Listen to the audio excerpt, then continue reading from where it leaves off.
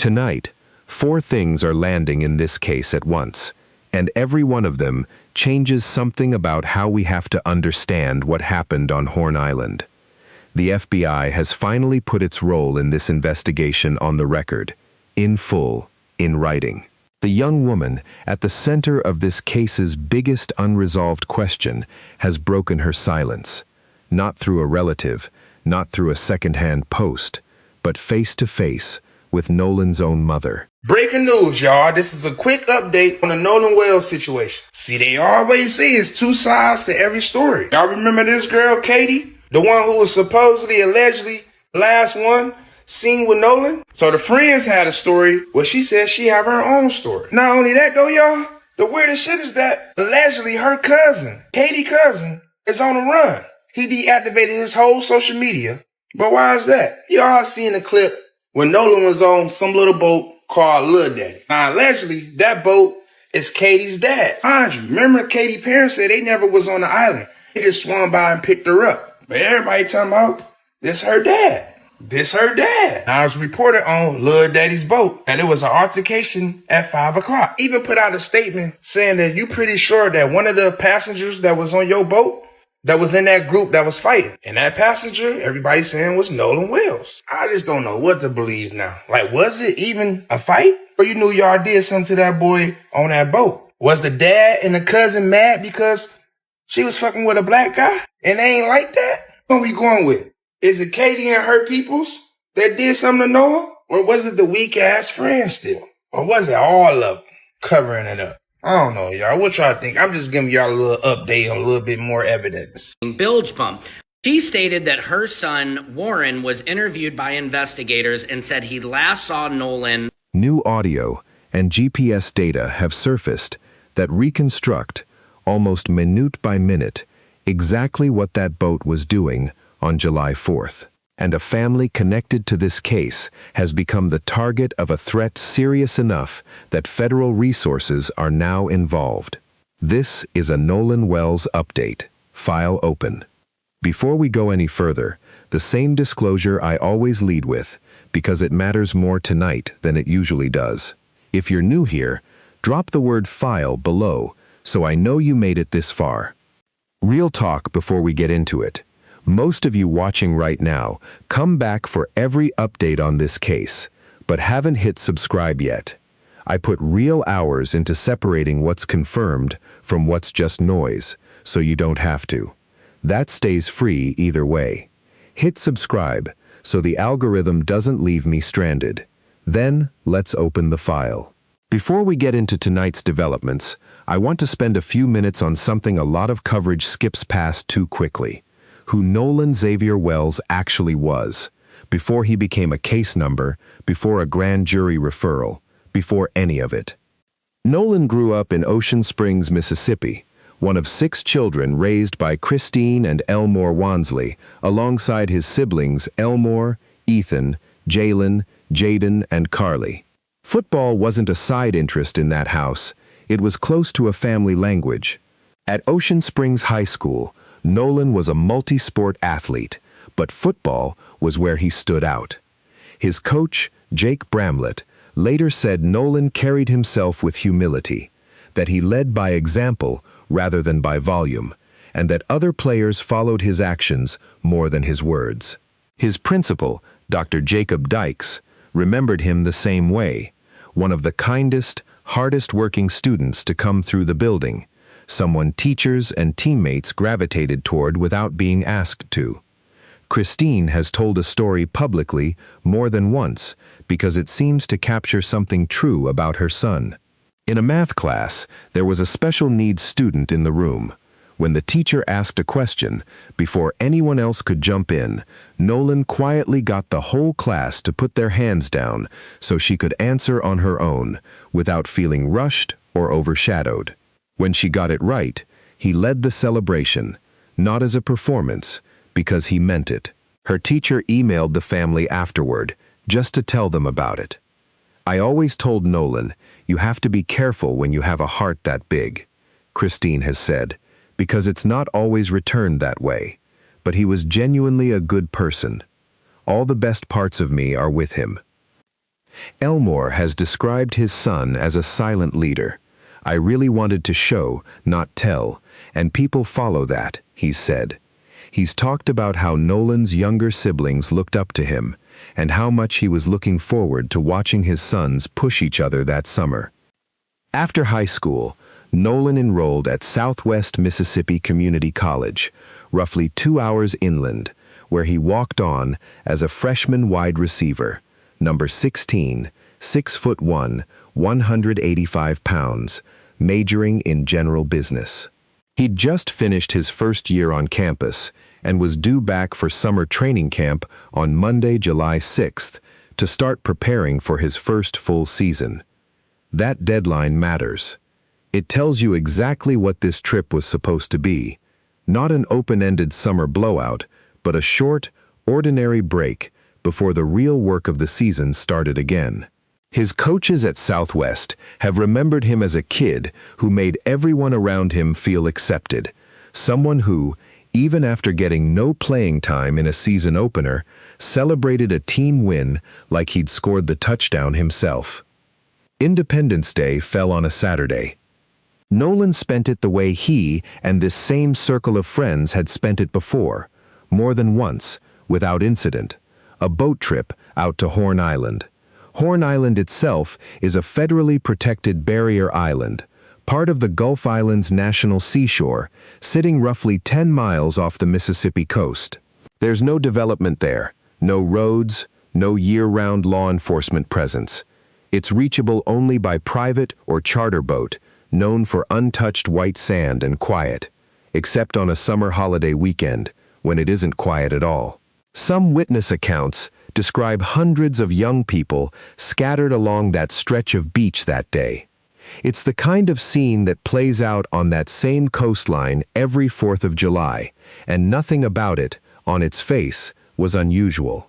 We do not want anyone to jump to conclusions. It's going to be very hurtful to the family if the wrong conclusions don't pan out. Jackson County NAACP President Curly Clark says he wants to see less conjecture and more coming together. It's sad, but I have to admit that race is a part of the equation. So we want to make sure that we're going to be very deliberate in the findings and ensure that the facts come out and that justice is served. For weeks, the question of exactly why the FBI was involved in this case had only been answered in fragments.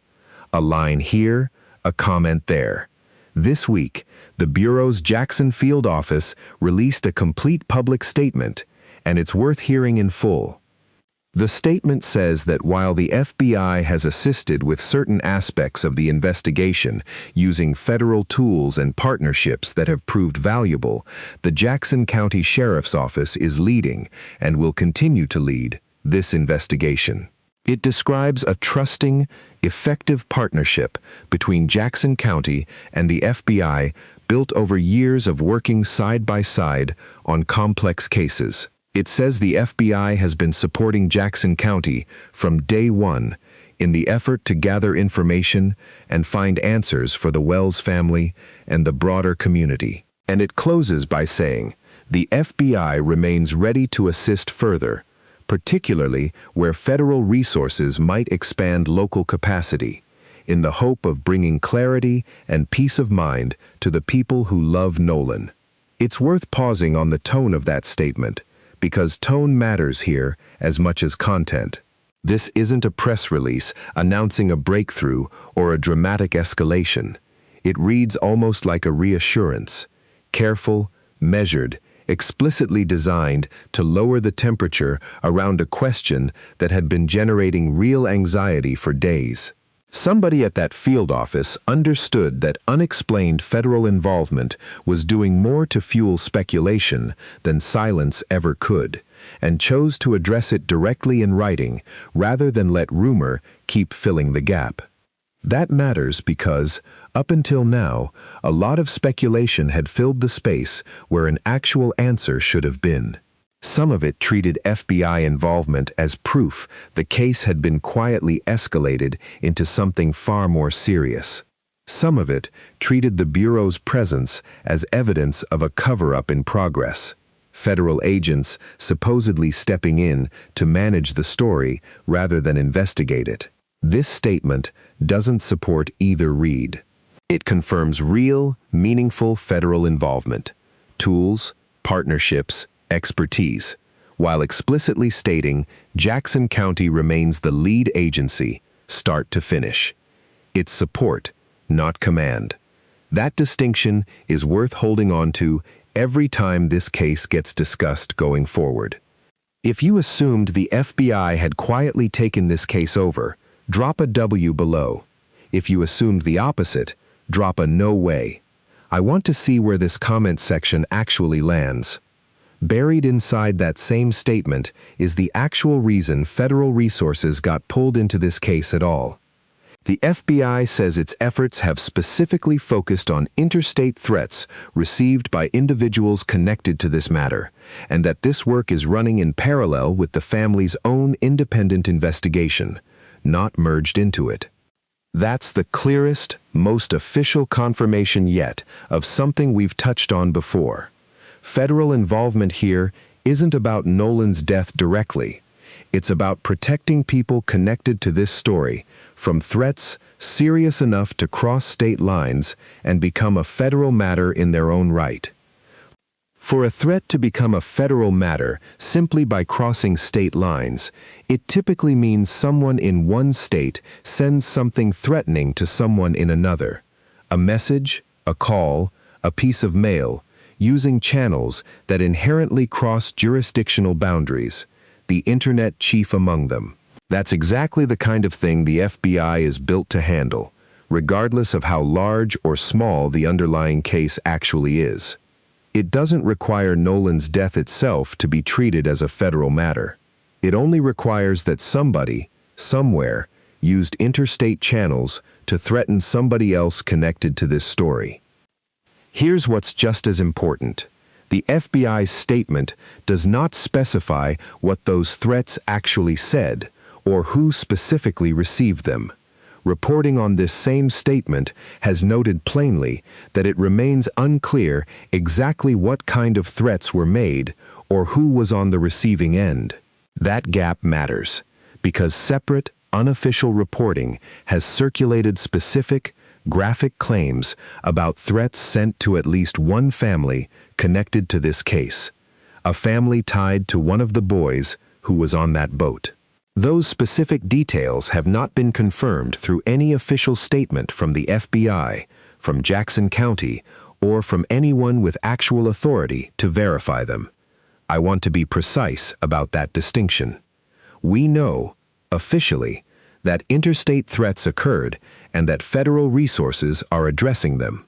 We do not have official confirmation of the specific content of any threat or exactly who received it. Both things are true, and it's important not to blur them together.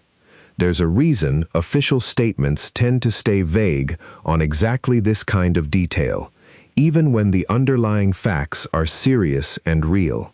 Naming specific victims or repeating specific threatening language in a public statement can itself cause additional harm, drawing more attention to the very people the investigation is trying to protect, and potentially compromising whatever legal action might eventually follow against whoever sent those threats.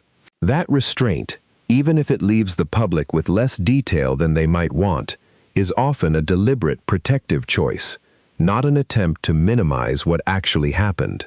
Immediately, Stacey Turner, without investigation, said, yeah, he drowned. The family didn't agree, right? But Stacey Turner refused to do an autopsy. She's the medical examiner. She's just like, no, he drowned, right? That's one. Then you had Trey Reed, who was found hung on a campus, on a Delta State college campus.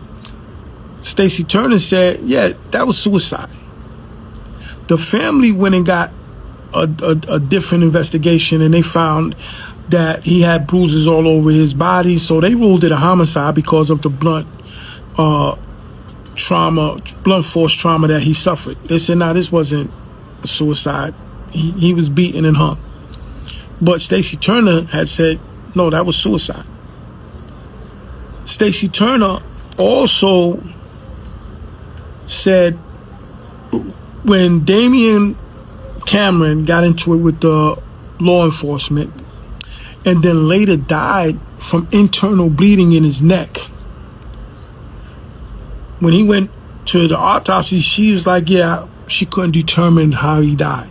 He died from internal bleeding of his neck, but she couldn't determine the cause of death. And isn't that what you're here for? You're the medical examiner, right? And now Nolan Wells.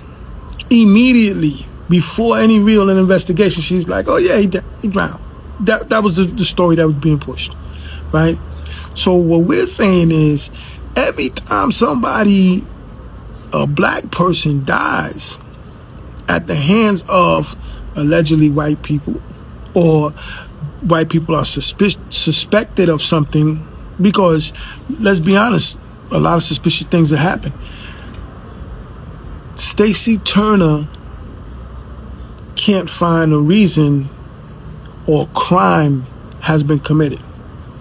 So that's why the family had to go outside of Mississippi to get an independent autopsy. Here's the development that changes the shape of this case more than almost anything else this week. Katie, the young woman Nolan spoke with in his final confirmed minutes on that beach, has finally been heard from directly. Not through a relative's Facebook post, through an actual in-person meeting with Nolan's own mother.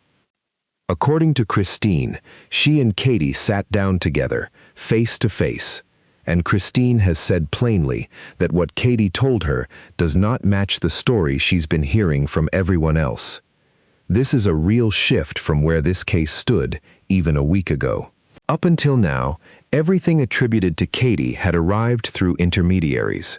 First, through a family friend relaying what she'd heard secondhand, then through Katie's own mother and sister posting on Facebook to correct rumors that had spiraled out of control.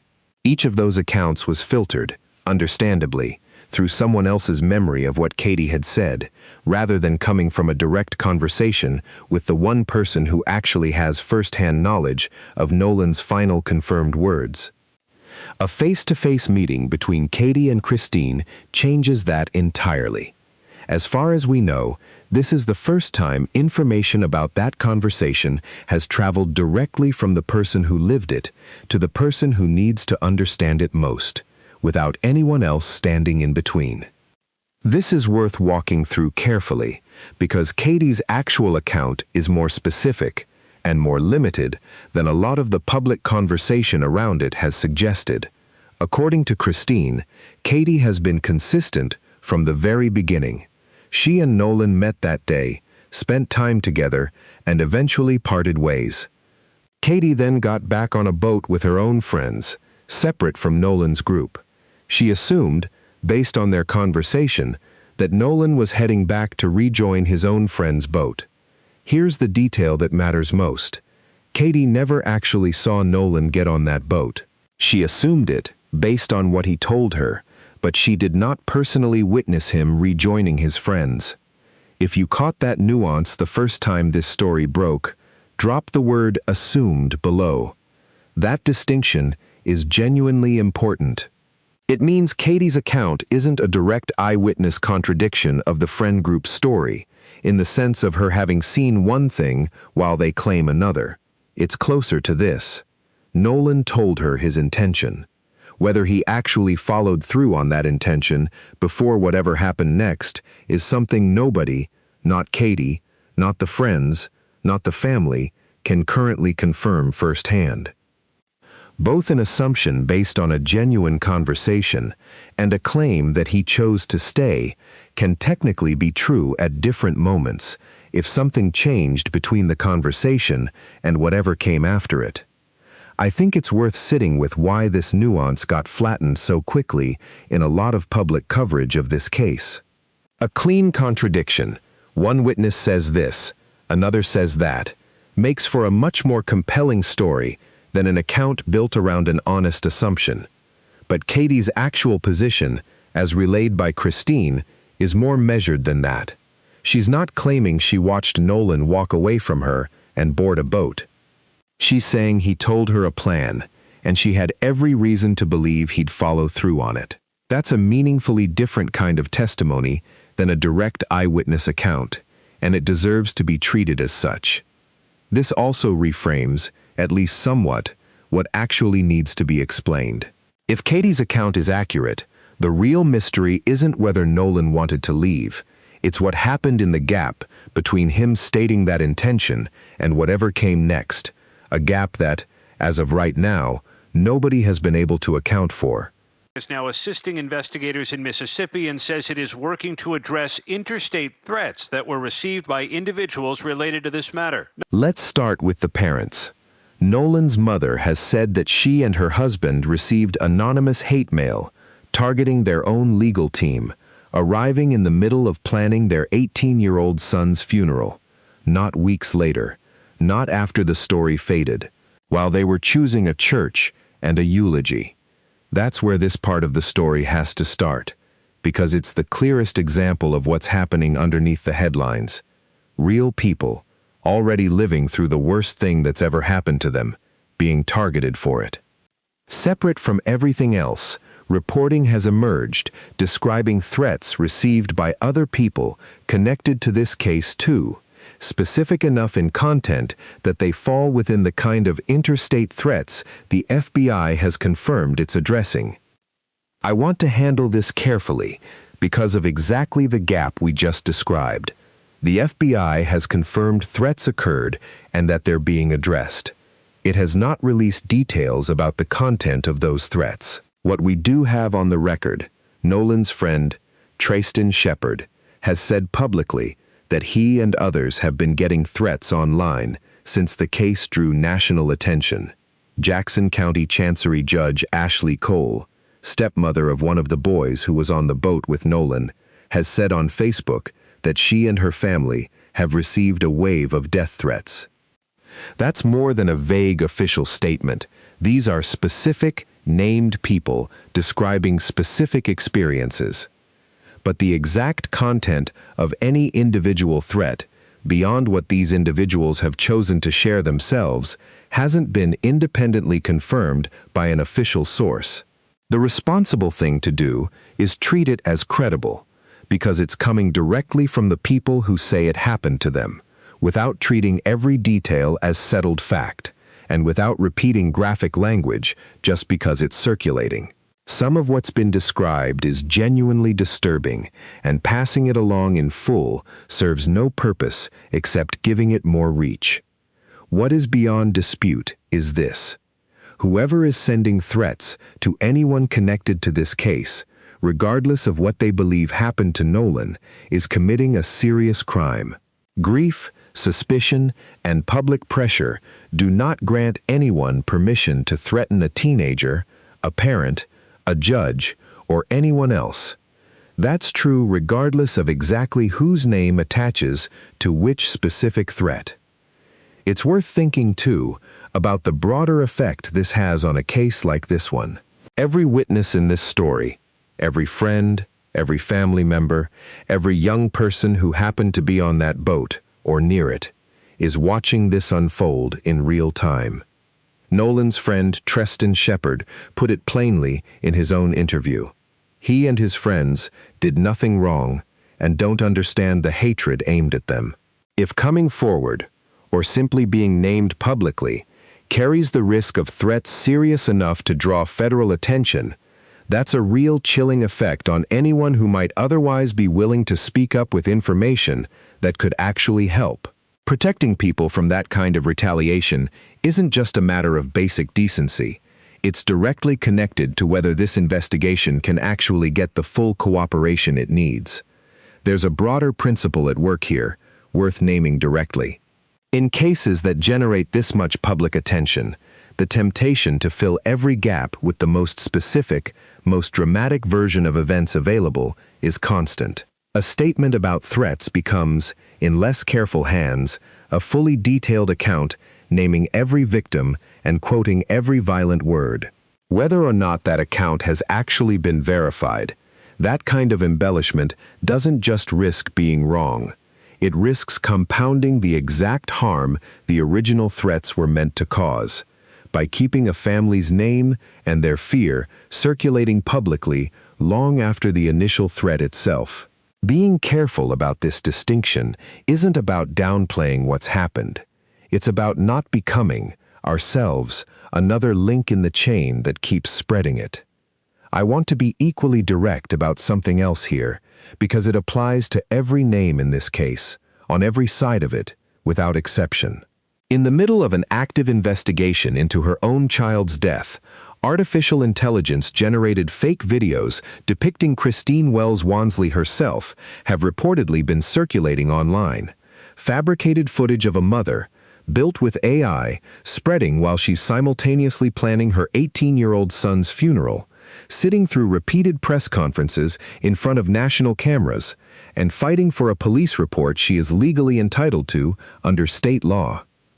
Attorney Ben Crump's message on this point has been simple, and it's worth carrying through the rest of this video. Nobody's life should be threatened in the pursuit of the truth.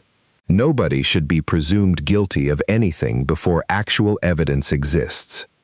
This is a story that has already produced real, documented harm to real people, and the people it hurts most in the meantime are the ones who are already hurting the most. Secret Service Sam here with an official Nolan Xavier Wells timeline of this case so far. 9:56 a.m. the boat leaves its original departure dock. 11:14 a.m. the boat arrives at Horn Island. 4:31 p.m. the boat leaves Horn Island and returns to the original departure dock. 5:52 p.m. the boat travels into Fort Bayou. 6:06 p.m. the boat returns to the dock. 7:19 p.m. the boat travels to the Fort Bayou boat launch from where it was presumably towed by a vehicle to a private residence.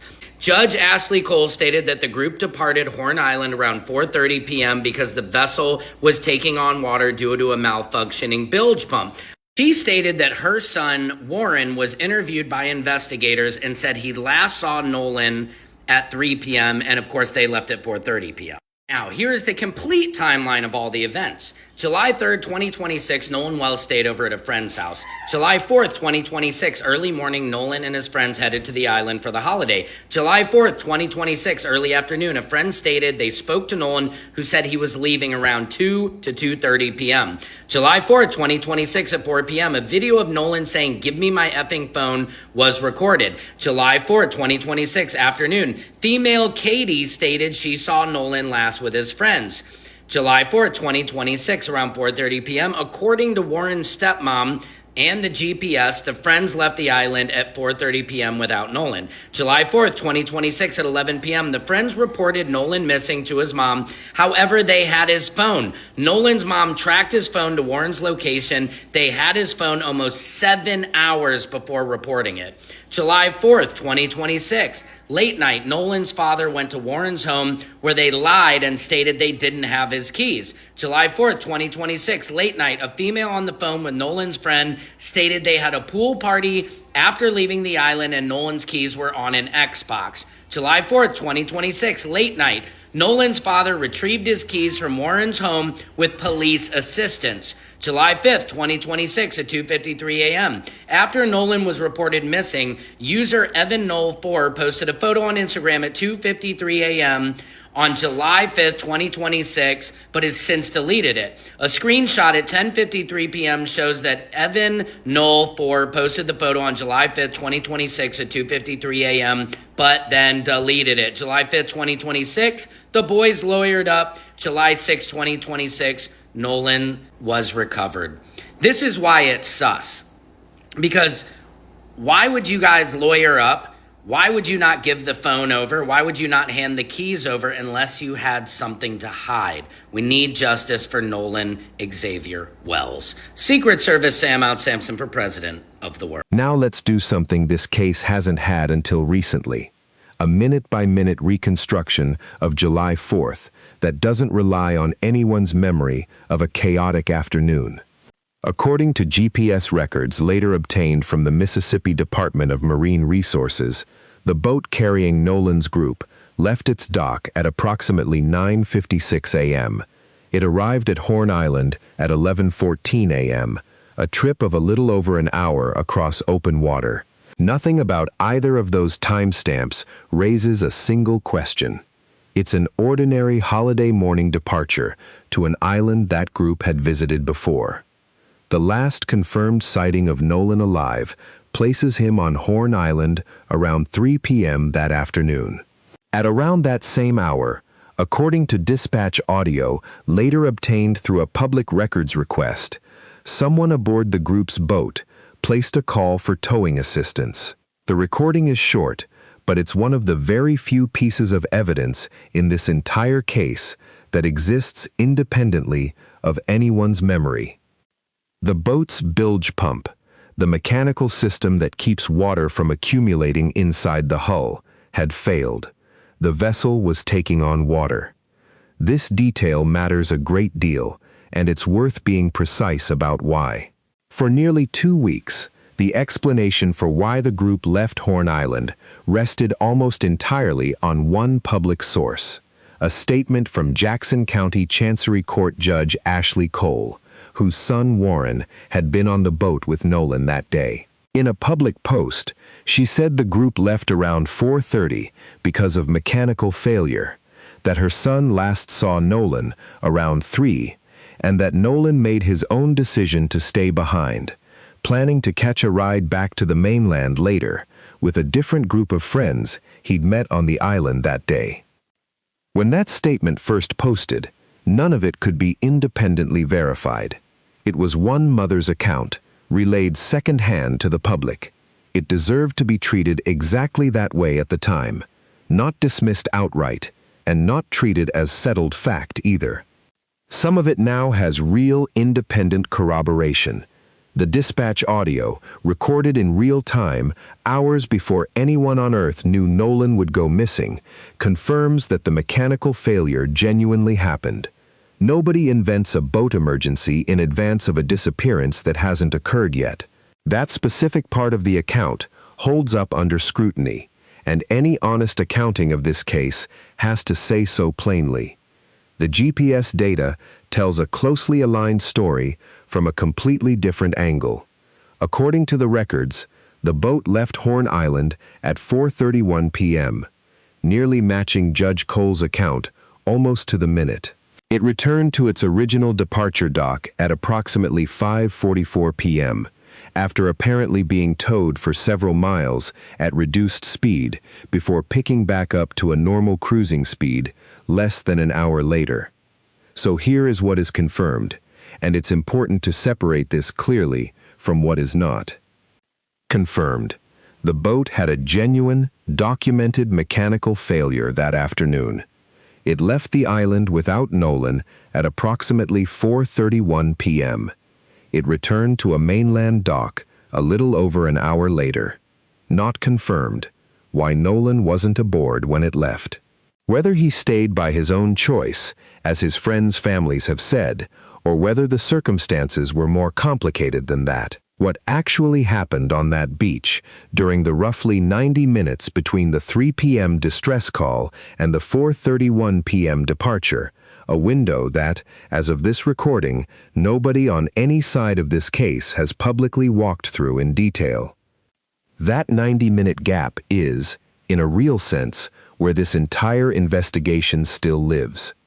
Drop the word gap below if this is the detail you keep coming back to as well. When the boat pulled back into that dock and Nolan wasn't on it, nobody called Christine right away. Not, by every account available, because anyone was trying to hide anything, but because this same group had made this same trip before, and an evening without word from an 18-year-old on a holiday weekend wasn't yet, in anyone's mind, a crisis. That changed just after 11 o'clock that night, when Christine's phone rang. It wasn't Nolan, it was one of his friends. She said publicly, more than once, that this was the moment something inside her shifted, that Nolan's friend simply didn't call her directly like that under ordinary circumstances. Around that same hour, Warren Cole, according to public reporting, placed a call of his own to the United States Coast Guard to report Nolan missing. The Coast Guard's response, as later reported, was that the situation, as described to them that night, didn't meet the threshold for immediate deployment. No cutter went out. No aircraft went up that night. It was the kind of call that gets logged and closed within minutes. The kind that, in the moment, means very little. That decision, made in the very first hour any one official was told something was wrong, would later become one of the quieter but more consequential details in this entire timeline, because it meant real hours passed before any organized search response began. Christine spent the next stretch of that night trying to track her son down herself before turning fully to law enforcement. When she finally did, she ran into a problem nobody had warned her about. Horn Island sits out in the Mississippi Sound, and exactly which agency held jurisdiction over a missing person case originating there wasn't immediately clear to anyone she spoke with. She's described a frustrating back and forth between departments before the Jackson County Sheriff's Office finally agreed to open a formal report. Later that night, she and Elmore met a deputy in a McDonald's parking lot and laid out everything they knew. By morning, Elmore couldn't wait on process.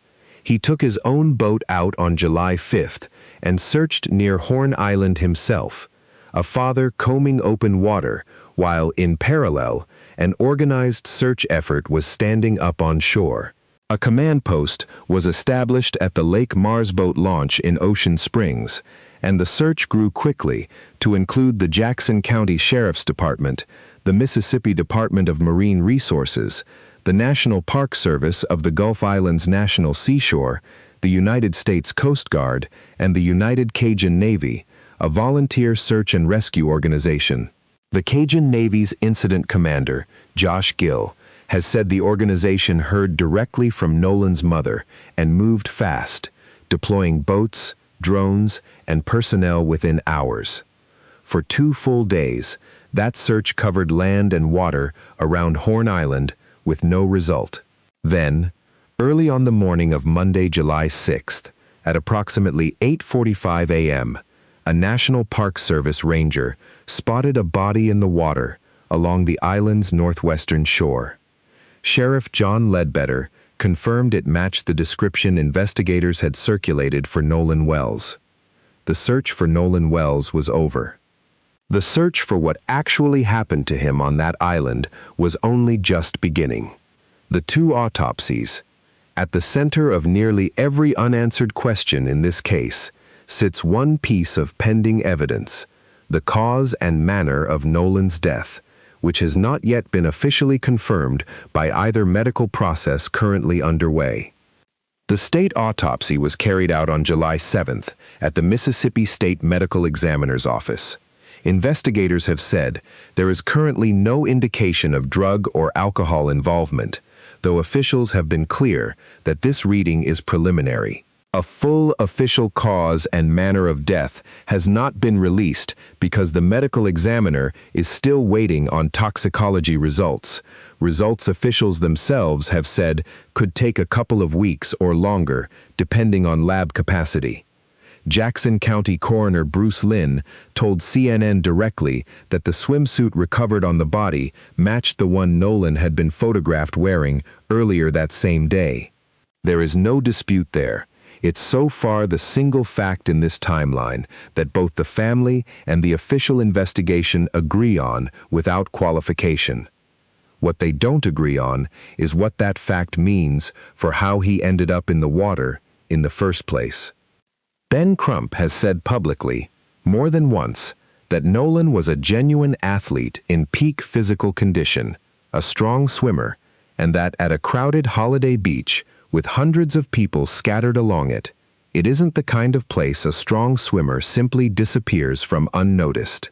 Coroner Lynn has offered a different frame, telling CNN that the current on that end of Horn Island runs strong, and that stretch of the barrier islands has a documented history of drownings over the years, independent of this specific case. Brian Trasher of the United Cajun Navy occupies a position that sits between both accounts. He said publicly that the rip current in that area on July 4th was strong enough that even the strongest swimmers can struggle to break free of it. And in the same breath, he's wondered aloud how, with that many people scattered across that beach that day, not a single person reportedly noticed somebody in distress. Neither man is necessarily wrong about what he's describing. The independent autopsy, performed in Washington, D.C. by Dr. Roger Mitchell and funded in part by Colin Kaepernick, has also not been made public, even though Crump has said at multiple points that he expected those findings soon. As of the most recent press conference covered in this update, the family's own attorneys confirmed they're still waiting, that the independent doctors, in Crump's words, ain't got their autopsy back either. 2 autopsies, 2 separate labs, 1,000 miles apart. And as of this recording, neither one has given his family, or the public, a confirmed answer. Legal analysts have noted that if there turns out to be a stark difference between what the state's examination concludes and what the independent examination shows, that divergence itself will become one of the more significant developments in this entire case, regardless of which direction it points. If the two align, that alignment would also matter, because it would remove one of the central sources of distrust driving the family's independent investigation.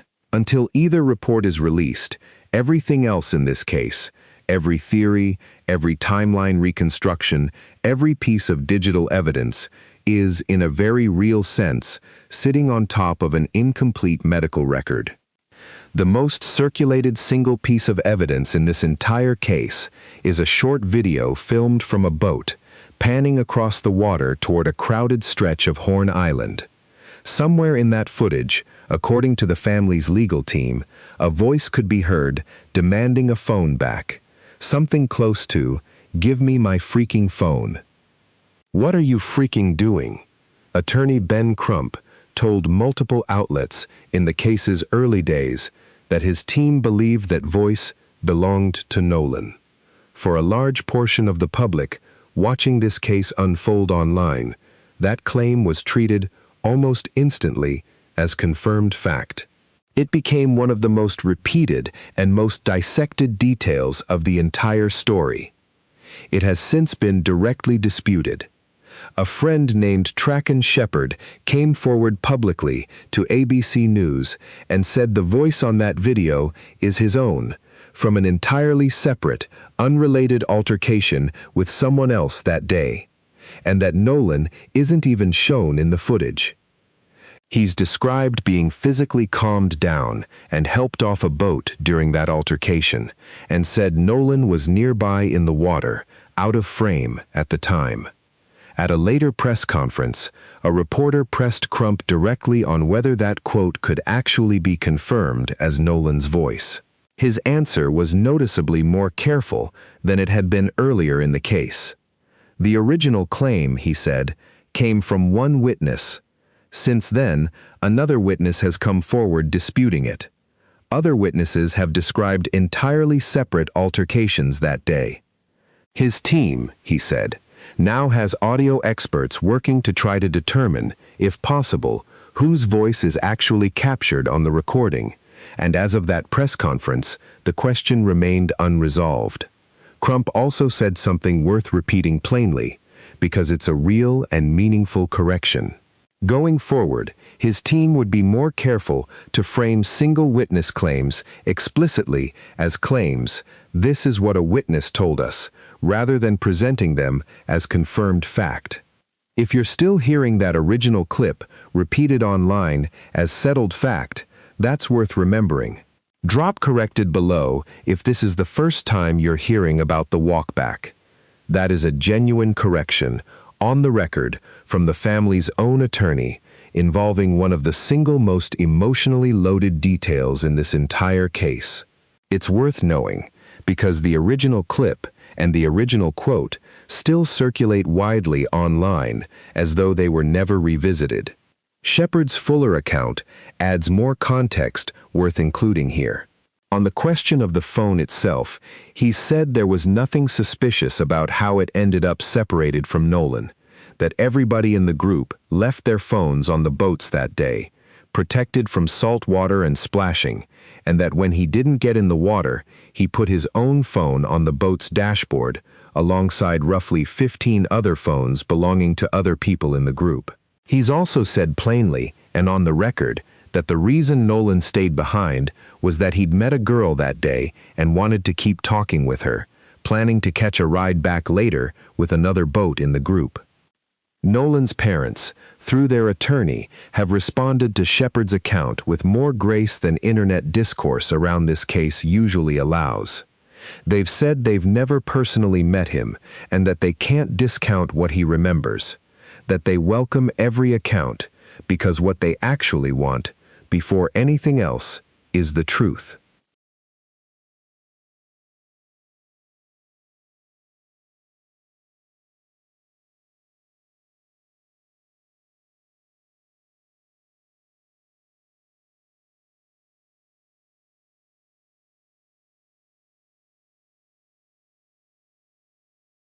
Immediately before a week, nothing done wrong, when we hear that this young man was engaged in some kind of argument that was on tape, that his cell phone and keys ended up with one of the people that were there on the island and got away.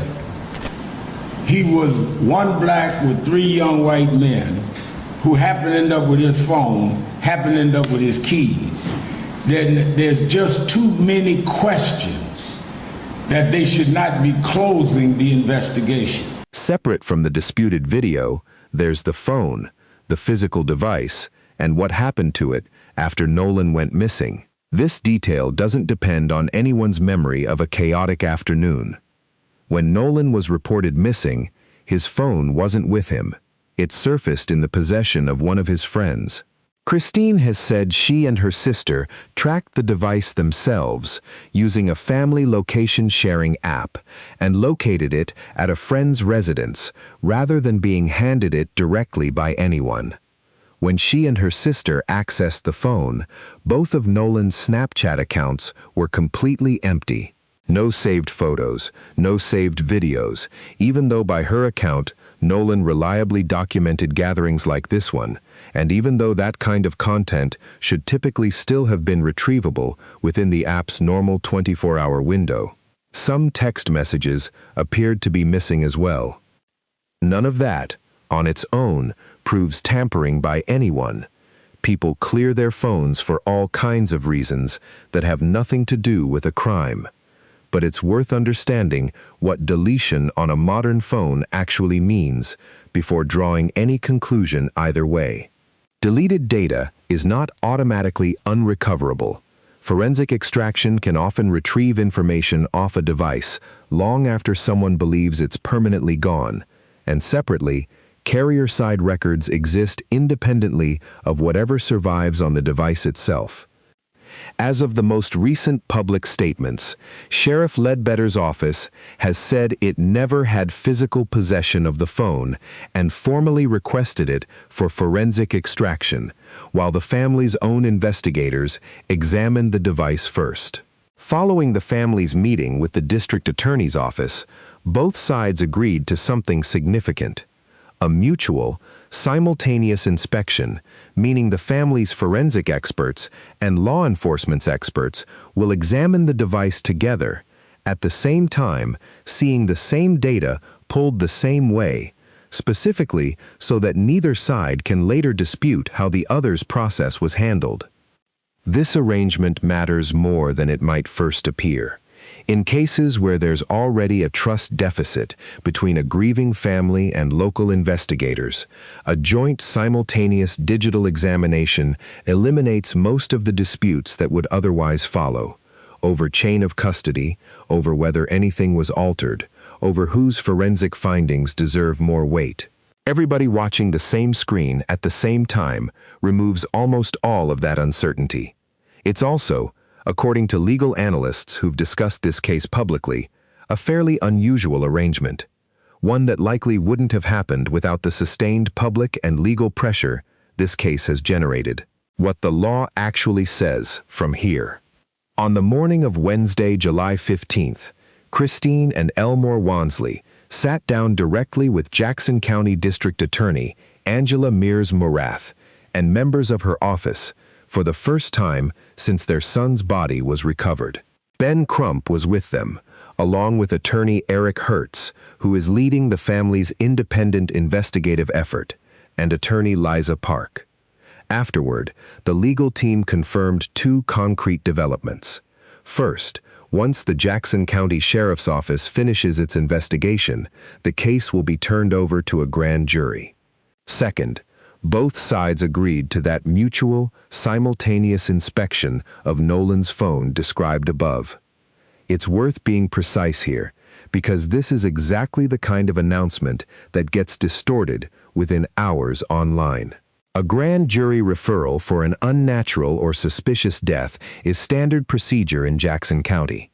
It does not, by itself, mean criminal charges are coming. The district attorney's office has stated directly that authorities have not indicated at this stage that this is being treated as a criminal investigation. A grand jury is a panel of citizens, typically somewhere between 15 and 25 people in this jurisdiction, who review evidence that prosecutors present to them and decide whether there's enough to support formally moving forward. It is not a trial. There's no defense presentation in the way you'd see in a courtroom. It's prosecutors presenting evidence, and the panel deciding whether that evidence supports an indictment. That grand jury referral hasn't been received as unambiguous good news by everyone following this case. Former Mississippi Judge Carlos Moore has publicly raised his own concerns about District Attorney Morath, pointing to what he describes as her office's history in a previous, unrelated case involving a fatal police shooting, where he says overwhelming evidence still failed to produce an indictment. He's argued that a grand jury referral alone shouldn't be mistaken for progress, and has said he intends to keep watching this case closely to make sure it doesn't quietly stall the way he believes that earlier case did. A different attorney, Tyler Bailey, has offered a more measured read, explaining that a grand jury referral is actually standard routine procedure in this county for any death considered unnatural or suspicious, not by itself proof that foul play has been confirmed or even strongly suspected. Both perspectives are worth holding at once. Moore's skepticism comes from real, specific history with this particular prosecutor's office. Bailey's explanation comes from how these referrals typically function as a matter of ordinary process. This can be standard procedure, and this specific DA's track record can still deserve close, continued attention. The real test isn't the referral itself, it's what actually happens once a grand jury receives whatever evidence this investigation ultimately produces. Bailey has also said, discussing the case publicly, that if this matter does go before a grand jury, the range of potential charges is broad and doesn't necessarily point toward a homicide charge specifically. It could involve anything touching on obstruction of justice, accessory after the fact, or other offenses tied to how the immediate aftermath was handled, not necessarily proof of who caused a death, if anyone did. On the specific question of homicide-related charges, he said this remains genuinely difficult to assess from the outside because the cause of death itself has not been determined.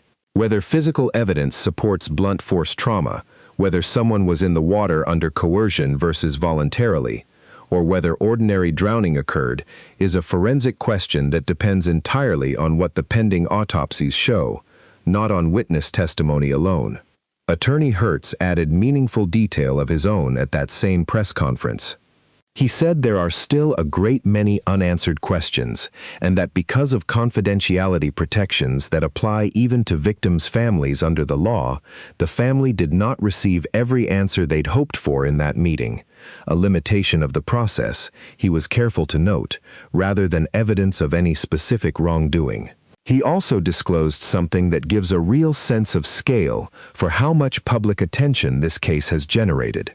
His team, he said, is fielding somewhere between 50 and 100 calls a day from people who say they were on Horn Island that day or who know someone who was. There was also a specific, checkable, procedural grievance raised at that meeting.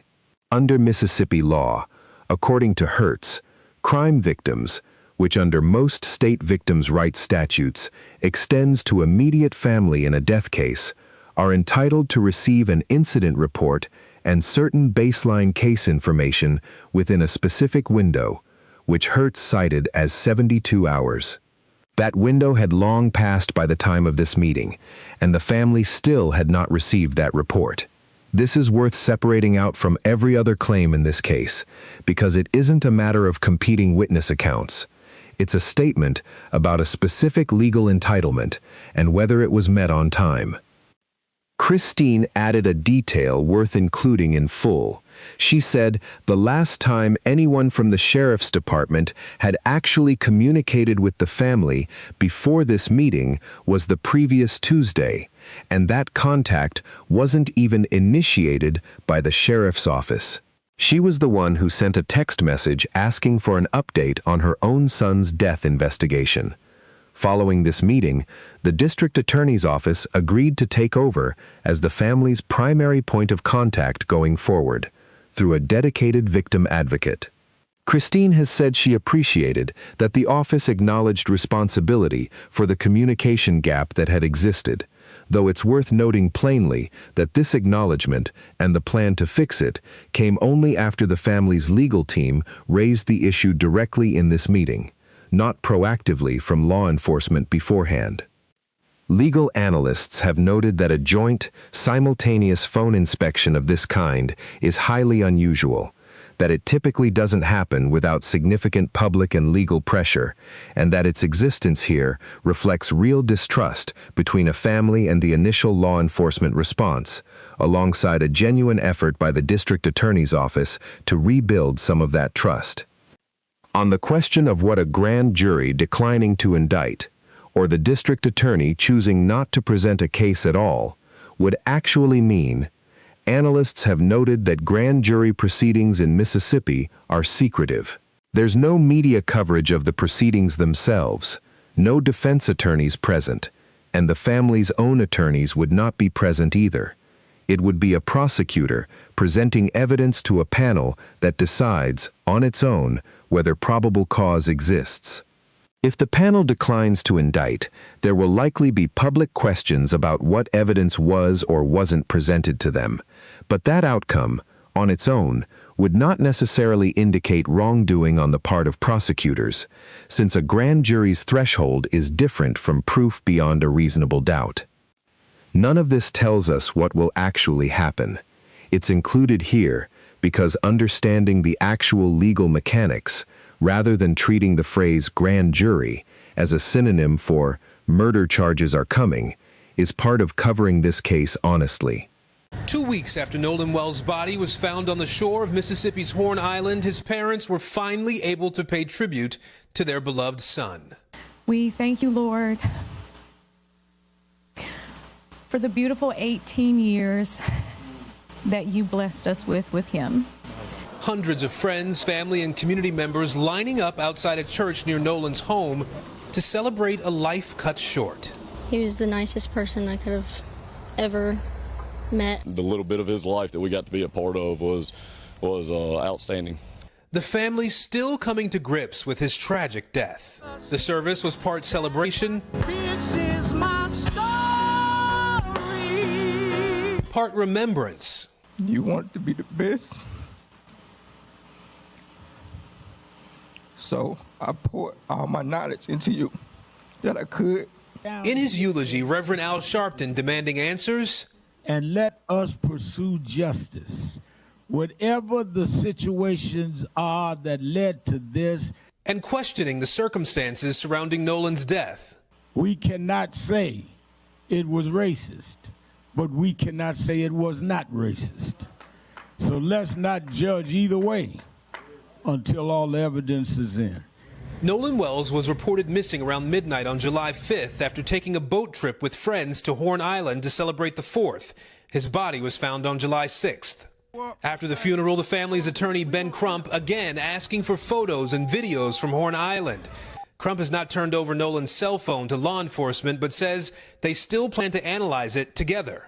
We have not established a time yet of when we're going to do the mutual inspection of the cell phone. But as the investigation continues, Nolan's mom urging others to be like her son. Be like Nolan. Be the light that brightens the lives of those around you. On Monday, July 20th, 2026, Nolan Wells was laid to rest at Centerpoint Church in Ocean Springs. Visitation ran from 9 to 11 that morning, with the service beginning immediately after. Christine made a deliberate choice about how she wanted that day to feel, and she said so directly beforehand. "We want to celebrate Nolan," she said. "He would not want us sitting around crying, so what we're going to do is kind of have a party to celebrate him." That celebration of life was held afterward at the Jackson County Fairgrounds, open not just to family, but to former teammates from every level of Nolan's football career, coaches, classmates, and notably, to media as well. She let the cameras in deliberately, saying she wanted the world watching. Reverend Al Sharpton officiated at the family's request. Tyler Perry covered the funeral costs in full. Colin Kaepernick's contribution had already covered the independent autopsy. There's a detail worth including here that hasn't gotten much attention. The Mississippi Coast Coliseum and Convention Center's own commission had actually voted unanimously to offer their venue for this service. The family ultimately chose Centerpoint Church instead, and the Coliseum responded with real grace, releasing a statement saying they support the family's decision and remain committed to supporting them and the broader community through this difficult time. That exchange, a public venue offering itself, being turned down, and then responding with warmth rather than any hint of offense, says something about the broader community response to this case that's easy to overlook amid everything else. This isn't just a family fighting an investigation.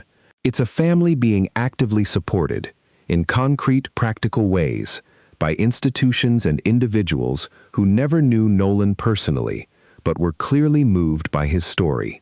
For anyone unable to attend in person, the service was live-streamed in full, meaning people following this case from anywhere in the country were able to witness it as it happened. Think about what that actually means. A funeral is, in almost every ordinary circumstance, one of the most private, intimate rituals a family goes through. A closed circle of grief, shared only with the people who actually knew the person being buried. This funeral was the opposite of that. Broadcast live, watched by an audience that had spent over 2 weeks debating GPS data, contested witness accounts, and viral videos, now invited to witness the actual human cost of everything they'd been following. Christine specifically reached out to Coach Les George to make sure former teammates, from middle school through his time at Southwest, would be present. She publicly thanked local officials who she said had been checking in with the family nearly every day since Nolan's death. She addressed anyone planning to demonstrate near the service directly. "If you're having protests, even the day of his service, I am asking you to just keep it peaceful. Nolan would never want any type of violence." And she had a message specifically for Nolan's friends, the same friends whose accounts of that day remain at the center of so much public dispute. "Please just take care of your mental health," she said, "because I know this is a lot. It's a lot for us, and I know you guys are feeling some of that too." That last detail is worth sitting with. In the middle of demanding answers, in the middle of a grand jury referral and a joint forensic inspection, in a fight against fabricated online content, this mother also made space publicly to acknowledge that the young people who were on that island with her son are carrying weight of their own. What's true, what isn't, and what's still open. Before we close, it's worth addressing something directly, because it has become its own problem inside this story, separate from the underlying facts of Nolan's death. Multiple established outlets have reported on how much false information has filled the silence, while both autopsies remain pending. A pool party photograph that spread across social media, claiming to show Nolan alive after July 4th, was independently investigated and traced through photo metadata to June 27th, 8 days before the 4th, and before Nolan ever stepped onto that boat. A friend, Tristan Shepard, confirmed the date and the people in that photo directly, separate from the metadata evidence. Crump himself has acknowledged that his team reposted that image without authenticating it, specifically to ask the public whether anyone recognized it, not as confirmed evidence, and has said his team's social media consistently labels reposts as reposts for exactly this reason. The viral video and quote discussed earlier went through a similar arc, an unverified claim treated as settled fact within hours, followed weeks later by a direct, on-the-record correction from the very attorney who first shared it. If you see a claim circulating right now stating that either autopsy's results are already out, especially one describing a specific, dramatic new finding, treat that claim with real skepticism until it's confirmed by a named source that can actually be checked. That gap between an emotionally invested public and a slow, careful medical and legal process is exactly where fabricated claims tend to spread fastest, and this case has already demonstrated that pattern more than once. Every rumor that later turns out to be false doesn't just waste attention in the moment. It makes the real findings, whenever they finally arrive, harder for everyone, the public, the family, and investigators alike, to trust. Here is a complete, honest ledger as of tonight. Confirmed. The boat's full documented movement from a 9:56 a.m. departure to an 11:14 a.m. arrival at Horn Island. A 3 p.m. distress call independently corroborating a genuine mechanical failure aboard the boat. A 4:31 p.m. departure from the island that closely matches the earliest public account of that afternoon. A 5:44 p.m. return to the original dock. Formal identification of Nolan's body through dental records. A case now formally headed toward presentation before a grand jury once the sheriff's office investigation concludes. A joint, simultaneous forensic inspection of Nolan's phone, agreed to by both the family's investigators and law enforcement.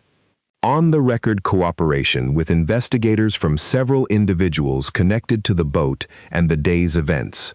The FBI's confirmed, limited role, supporting Jackson County and specifically addressing interstate threats made against people connected to this case. Katie's direct, in-person account to Christine, an assumption based on a real conversation, not a first-hand claim about what happened afterward. A confirmed procedural gap in which the family did not receive their legally entitled incident report within the required window. Unresolved. Exactly why Nolan wasn't aboard the boat when it left the island, whether by his own choice, as one account holds, or under circumstances that remain more complicated. What happened during the roughly 90-minute window between the last confirmed sighting of Nolan and the boat's eventual departure, whose voice is actually captured on the widely circulated video, still under review by audio experts. What content, if any, was actually deleted from Nolan's phone, and by whom, pending the joint forensic examination, what both the state and independent autopsies will ultimately conclude about cause and manner of death. The specific content of the threats the FBI has confirmed but not detailed, and exactly who received them. No cause of death has been officially confirmed as of this recording. No individual has been named a suspect. No charges have been filed against anyone in connection with Nolan Wells's death. His parents are still waking up every single morning to the same question they've been asking since the night his friends came home without him. Not as an accusation aimed at any one person, but as a plain, unbearable question any parent in their position would ask. What happened to my son? the toxicology results are still pending. The independent autopsy findings have not been released. The formal grand jury process has not yet begun. When any of those things actually change, not before, and not based on whatever spreads fastest online in the meantime, that's when this case will genuinely move forward. We'll bring you that update the moment there's something real, sourced, and confirmed to report, not a moment before. If this breakdown gave you a clearer picture of where this case actually stands, subscribe so you're here for whatever comes next. The autopsy results, the joint phone inspection, and whatever the grand jury ultimately decides. Nolan Wells was 18 years old. His family is still fighting for him. He is remembered by teammates as the guy who celebrated other people's wins as loud as his own, by teachers as the kid who made sure nobody in the room felt overlooked, and by his own parents as a light they are still, 18 days later, trying to find a way to talk about in the past tense.